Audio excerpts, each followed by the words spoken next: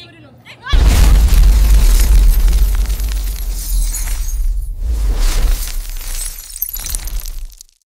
guys, it's day 2 dan kita akan ke Gunung Fujiyama.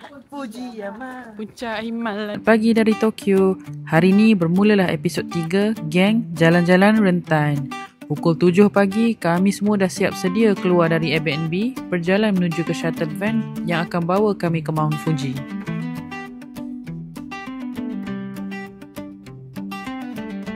Van kami sampai betul-betul on the dot. Private chartered van ni memang terbaik, tepat masa. Kami ambil package Mount Fuji Private Chartered Day Trip from Tokyo melalui Klook. Harga keseluruhan dalam 2,000 lebih. Untuk satu van 10 seater yang boleh muat maksimum 9 orang. Bahagi dengan geng kita orang lebih kurang 240 seorang untuk satu trip seharian, lengkap dengan pemandu, minyak, tol dan masa fleksibel ikut itinerary kita. Sangat berbaloi. Hi, good morning everyone. We are going to Mount Fuji. Okay, so sekarang pada pukul 7.12 kita akan bergerak ke Mount Fuji. See you there. 1, 2, 3, siup!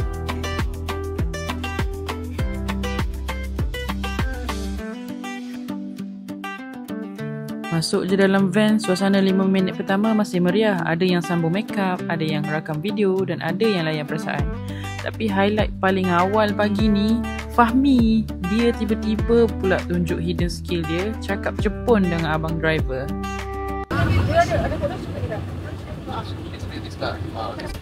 Lepas tu macam biasa, 10 minit je bertahan. Sekali tengok kiri kanan, semua dah mula melentok. Ada yang tidur tegak, ada yang sengit, ada yang berpeluk beg sandang. Aku pun sempat zoom muka sorang-sorang. Macam scene dokumentari Survivor Tokyo Edition.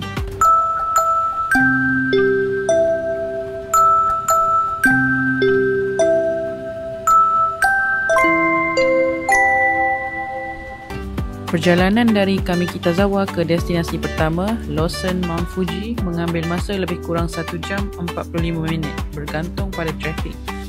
Bila van mula perlahan menandakan kami hampir sampai ke destinasi, semua pun mula bangun perlahan-lahan. Dah lah semalam aja. Dah bangun dah semua orang. Semuanya Dah hidup balik dah. arrive. But not arrive. Akhirnya sampai di Lawson Mount Fuji. Scene depan Lawson tu sepatutnya jadi momen wow sebab dari situ boleh nampak Mount Fuji dengan jelas. Tapi malangnya awan tebal menutupi keseluruhan gunung, terus memuka berubah kecewa. Tapi sebab dah sampai sini, takkan tak ambil gambar kan? Jadi walaupun Fuji tak nampak, semua tetap posing depan Lawson dengan gaya masing-masing. Dan ni aku letaklah sikit Mount Fuji kat belakang Lawson tu, bagi rasa momen tu macam yang kami bayangkan. Realitinya mendung, tapi dalam video ni bolehlah dari tak ada. Okay, standby semua.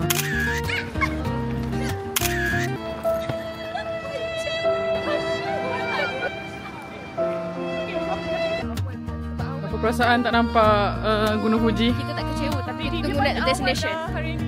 1, 2, 3.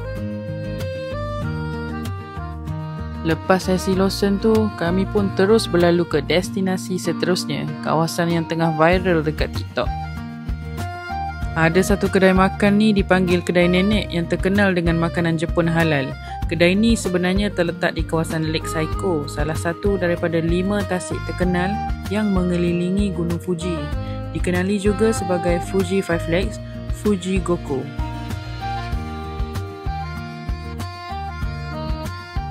Masa kami sampai tu masih awal lagi.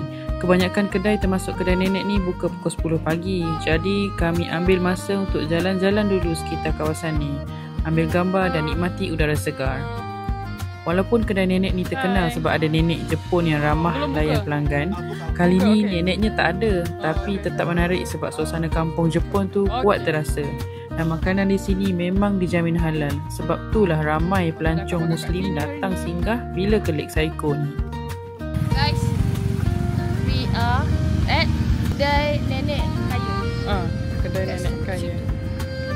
So, sementara tunggu Kedai Nenek buka sepenuhnya, jom kita bergambar dulu.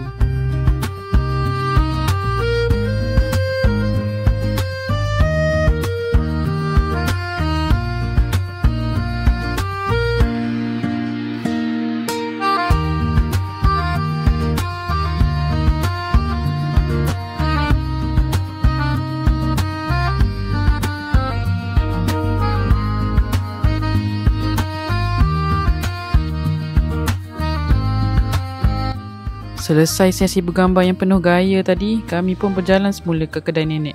Masa tu, aroma ayam goreng dah mula menusuk hidung. Fuh, memang menggoda. Sampai je kedai, uncle kedai tu sambut kami dengan senyuman mesra dan tak lama lepas tu dia hulur ayam goreng panas-panas secara percuma. Katanya service from nenek. Walaupun nenek sebenarnya tak ada pun kat situ.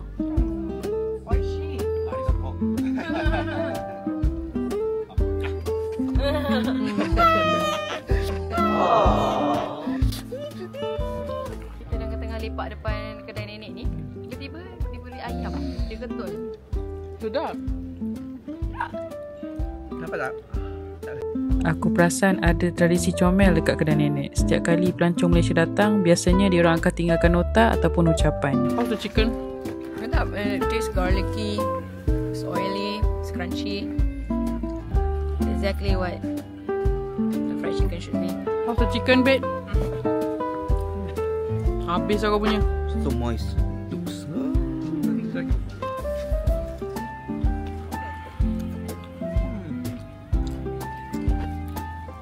Sementara tunggu ayam goreng siap, uncle kedai nenek tu tiba-tiba hulur dorayaki percuma untuk kami semua. Terus satu van manusia ni excited habis. Arigato, uncle.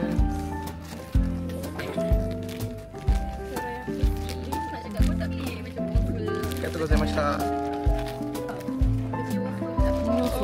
Orang dapat. Kita nak kira macam mana ni?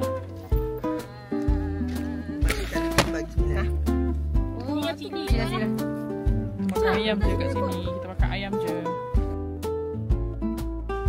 So, uncle ni akan ambil gambar setiap customer yang singgah makan dekat kedai dia. Dan dia akan upload dekat IG dia sebagai kenangan dan appreciation. So, korang yang mana-mana datang ke area Mount Fuji ni, bolehlah singgah ke kedai uncle ni dan rasa ayam goreng dia yang terlampau padu.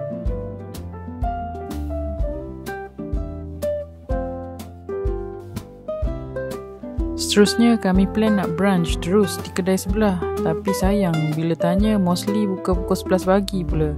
Sebabkan kami kejar masa untuk aktiviti seterusnya, tak dapatlah kami makan. Bye. So, jomlah kita ke van. Sementara tunggu rakan-rakan rentan beli air dekat vending machine, aku sempat layan view ni dulu. Memang cantik.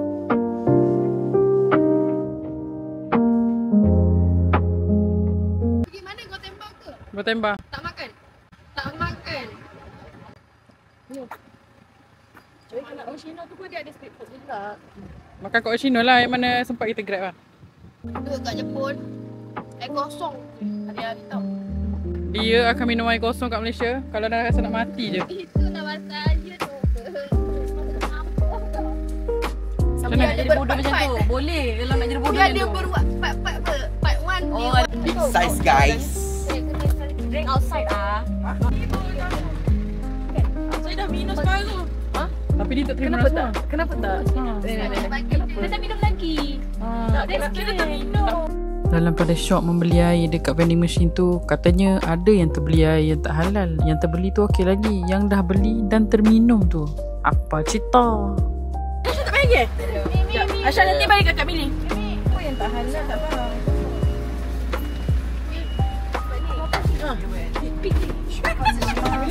Tak apa, tak tahu tak apa.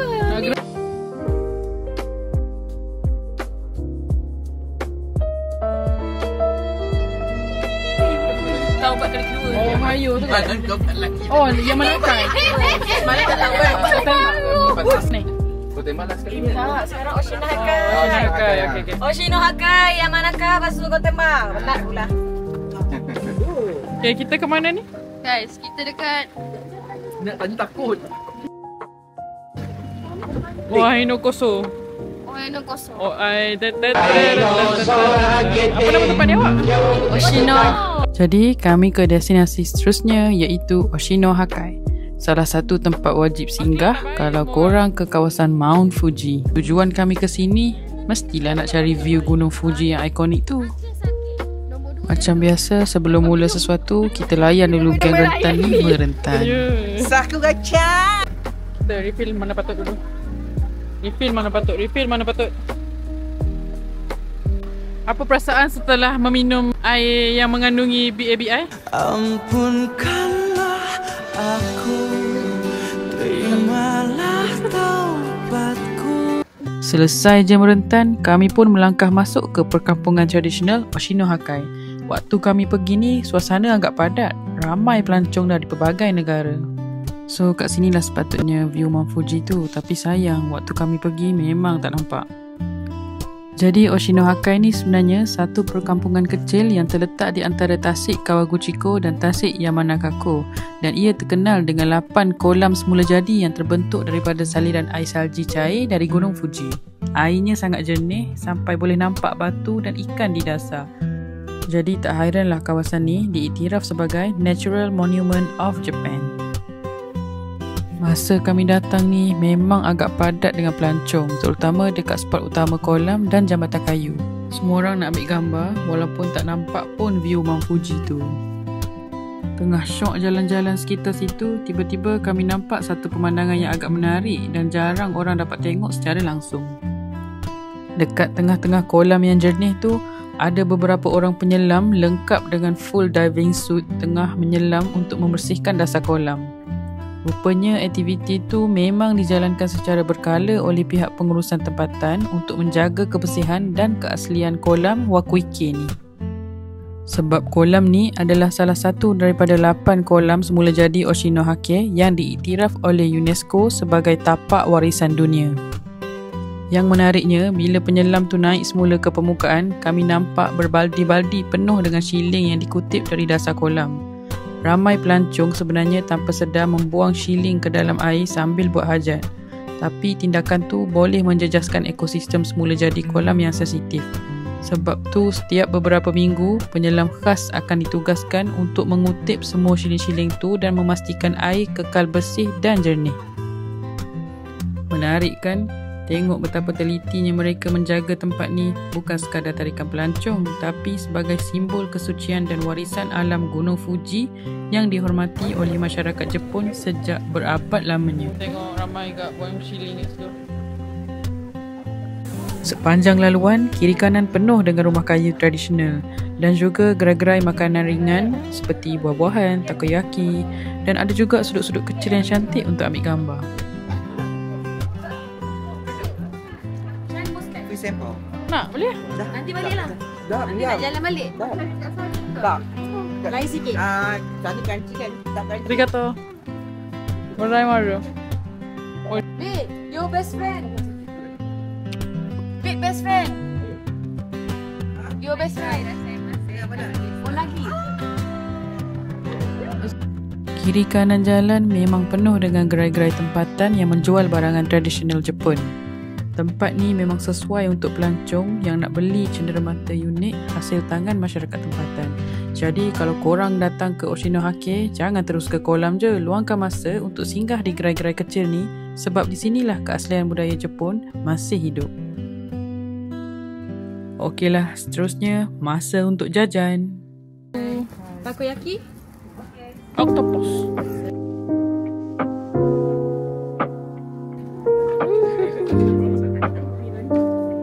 Kurus ya?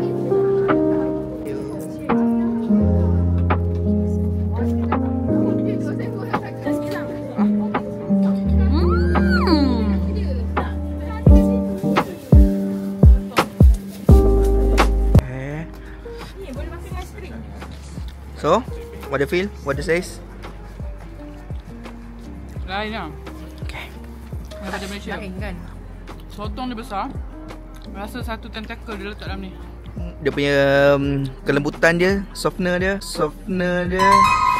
teriyaki sauce dia.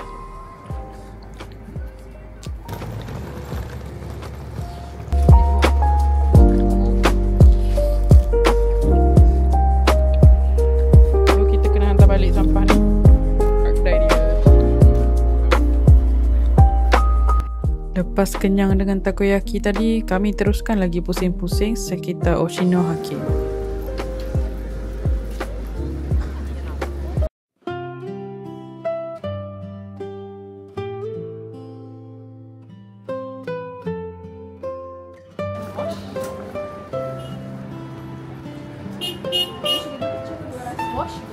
no need. Yeah, one second.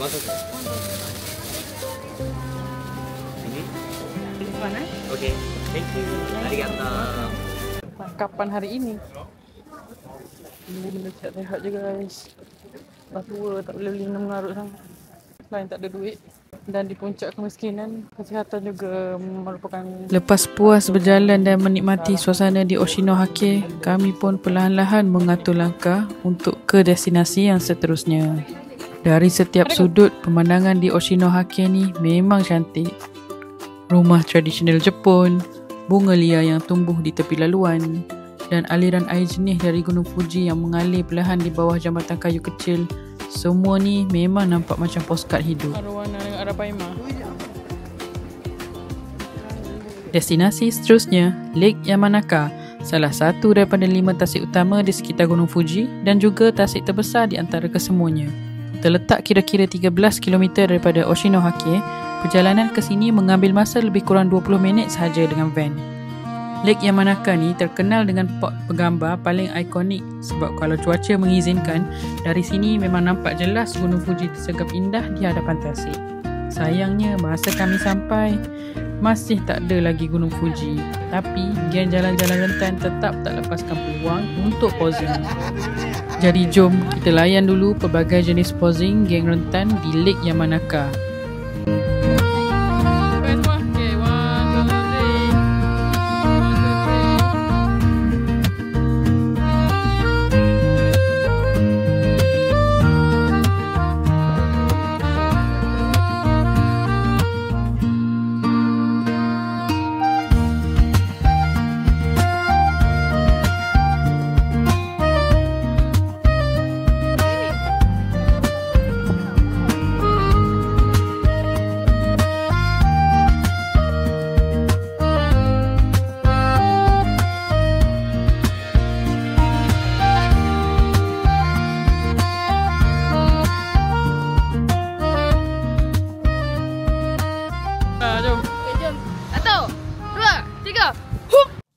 Seterusnya, kami ke destinasi yang paling ditunggu-tunggu oleh geng rentan, iaitu Gotemba Premium Outlet.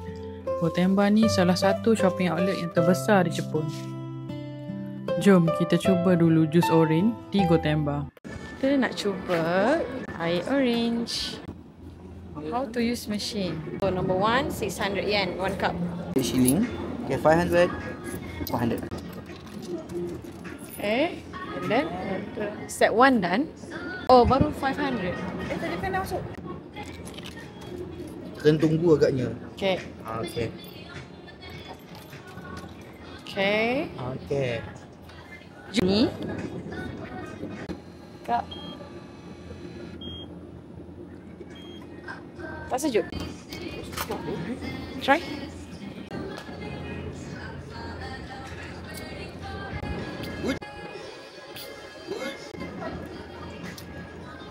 Try. RM20. Oh, RM20. Oh, okay. Patutnya 100 yen tapi kita orang tak kena bayar 700 yen. Sedap. Macam kat Turki. Sama. Sedap tak? Okey, sedap. Cuma saya agak kecewa lah sebab saya dah bayar 600 yen. Tapi dia telan saya punya 100 yen. Dia consider as 500 yen. Mungkin the tips here, masukkan duit tu satu persatu. Jangan masuk sekaligus. Mesin dia agak lembab. Dah siap shopping. Awak dapat apa? Saya dapat spatula. Oh my god, what is that? Katanya 2 in 1. Tak ada lah kat Tesco benda ni. Buka lah benda ni. Kat Malaysia tak ada. Ada je saja nak shopping. Ni 18-17 ringgit lah, like that. It's also around 15 ringgit, I think. Katanya boleh tahan 230. So yang kat rumah tu dah cair. Mungkin dia tak tahan 100 darjah Celsius. Yang ni tahan 230 darjah Celsius. Bed dapat apa bed? Kasut untuk anak dia. Untuk anak-anak. This one Nikki. Untuk Ayash. I got these two. Did you buy food? And the last is okay, yang ni untuk saya punya. 50% discount babe. Mantap. Below than 100. When only Puma. because my size doesn't fit. Color lebih kurang. Ni. Sumpah sama ni. Anda berpuas hati? Not really. Ini saya ada 2 tangkapan. Satu naik dan satu turun. Saya tak laju sangat tadi. Saya risaulah saya tertinggal beg. Aduh, rupanya. Kita memang extra 1 jam lagi. Betul. Alhamdulillah. Okey. So saya dapatlah. Dapatlah puas hati Okey. Tunjuk tangkapan. Tunjuk. Baju je. Ni beli apa? Kalau kulit sama dengan Ini beli baju je. Weh, padu. macam tangkapan daripada Gap Malaysia. Kau bukan pergi ni ke asyik ke? Tak lah, Tina pergi. Lagi satu macam Beli vest dah dekat abang dah. ini salah satu rasa saya lah. Biasanya. Mantap. Okay, kita jumpa lagi di next video. Guys, kita tergacau dengan siapa ni? Tergacau dengan bird guys. Pusingkan kamera tu. Gacau apa tak tahu. Muka tu kamera. Pada yang tak nak beli. Selesai sesi shopping marathon dekat Gotemba, kami pun tak lepaskan peluang untuk ambil gambar kenangan depan signboard besar Gotemba Premium Outlet. Pengalaman kami dekat Gotemba ni memang boleh dikatakan antara yang paling happy dan havoc dalam keseluruhan trip. Dari segi harga pula sebenarnya macam-macam, ada yang murah, ada juga yang standard outlet. Tapi apa-apa hal pun memang berbaloi sebab barang dia autentik dan banyak pilihan. Okay, kita dah habis shopping. But we didn't eat. For the whole day. Okay, sabar. Kita pergi makan. Jadi kita makan 2 ketai. Jangan cakap tak makan. 2 ketai ayam. 4. Pada sebelah malam pula, kami keluar semula menuju ke Tokyo Tower, ikon malam Tokyo yang memang wajib singgah kalau datang Jepun. Menara TMB. Tokyo Tower. Menara TMB, Tokyo Tower. No different. Guys, we at Tokyo Tower. Jauh. Salah lagu. Salah lagu. Itulah bunyi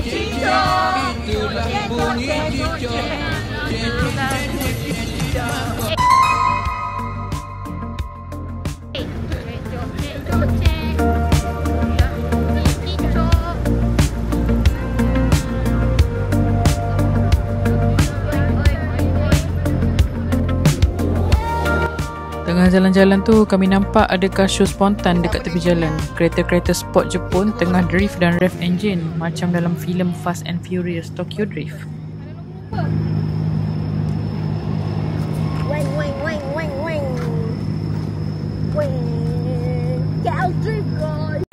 Lepas tengok aksi kereta drift tadi, kami teruskan langkah ke arah Tokyo Tower. Kali ni bukan sekadar tengok dari luar, tapi memang nak naik ke atas. Kami meneruskan langkah masuk ke Tokyo Tower dan macam biasa, suasana dalam dia memang teratur, bersih dan tenang. Dekat kaunter tiket, kami beli tiket masuk ke main deck yang berharga sekitar 1,200 yen seorang, lebih kurang RM35 ke RM40. So, Tokyo Tower ni dibina pada tahun 1958 dan berdiri setinggi 333 meter, menjadikannya antara menara tertinggi di Jepun sebelum Tokyo Sky Tree siap dibina. Ianya bukan sekadar mencu tanda, tapi juga berfungsi sebagai menara penyiaran TV dan radio utama bagi bandar Tokyo.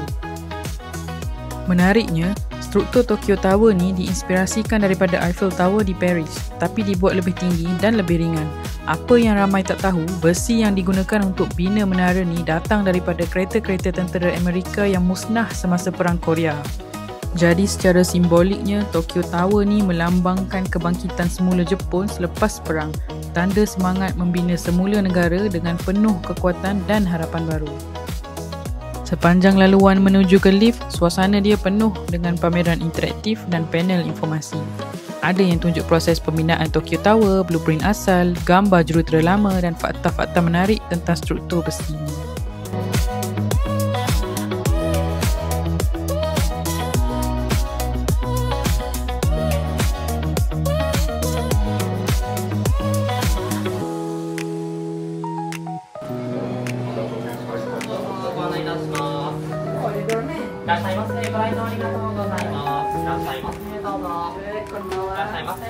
So ni suasana semasa kami masuk ke lift untuk naik ke main deck Tokyo Tower. Perjalanan lift ni mengambil masa lebih kurang 45 saat untuk sampai ke main deck setinggi 150 meter. There's also another name tag. It is 150 high. 45 seconds. Tingginya. Sebaik saja pintu lift terbuka, kami terus disambut dengan pemandangan malam Tokyo terbentang luas, penuh dengan cahaya bandar yang berkelip-kelip sejauh mata memandang. Tapi yang paling menarik masa tu, Tokyo Tower tengah berhiaskan tema Halloween. Sepanjang laluan dalam main deck tu memang meriah dengan dekorasi seram comel. Siap ada hologram hantu muncul menari atas pantulan cermin. Tak lepaskan peluang, kami pun sempat bergambar dan rakam momen dekat situ. Lepas tu, masing-masing layan perasaan sambil tengok pemandangan malam Tokyo dari atas. Lampu bandar yang berkelip tu memang macam lautan bintang di bawah kaki. Cantik betul.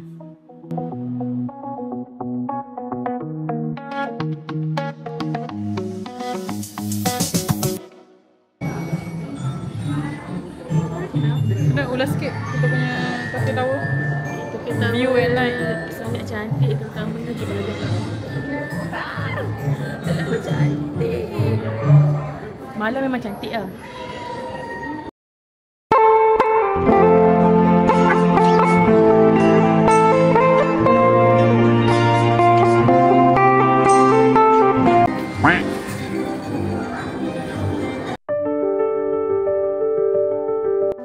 Setelah lebih setengah jam kami layan perasaan dan menikmati pemandangan malam Tokyo dari atas tu, tibalah masa untuk turun semula ke bawah. Bus stop and taxi stand on the second floor. Please enjoy.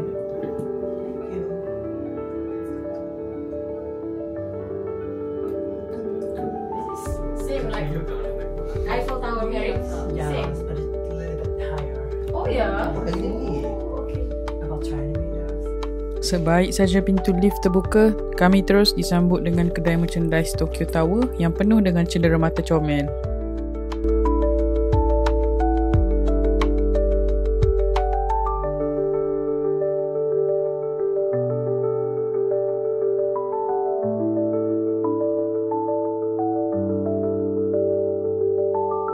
Dalam perjalanan balik dari Tokyo Tower tu, 2 orang dari geng rentan tiba-tiba jadi hyper. Diorang terus berlari-lari sepanjang jalan sambil gelak tak berhenti. Mungkin sebab excited atau mungkin juga sebab terlebih makan dorayaki siang tadi. Akhirnya, masa untuk pulang ke Airbnb. Hari yang panjang, penuh dengan momen yang takkan dilupakan. Dari Mount Fuji yang malu-malu menyorok di sebalik awan sampai ke suasana malam penuh cahaya di Tokyo Tower. Dalam train perjalanan pulang, kali ni tak ada yang tertidur pun. Semua masih berbual dan scroll gambar hari ni sambil senyum sendiri. Dengan itu, tamatlah episod 3 perjalanan kami kali ini. Stay tune untuk episod seterusnya sebab pengembaraan ini belum berakhir. Yang lagi menarik masih menunggu. Okay, bye. Nak ke tak nak boleh ya?